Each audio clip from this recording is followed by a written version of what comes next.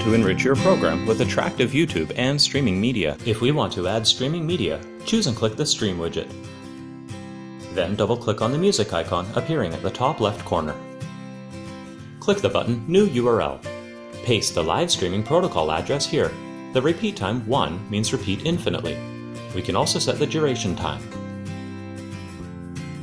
Now to embed a YouTube video. First, copy the full YouTube video URL. But be careful, don't use the shortened URL because the program will fail. Now we go back to the SignageCMS platform. Double-click on the YouTube icon and paste the URL we just copied. Watch out for the size we choose.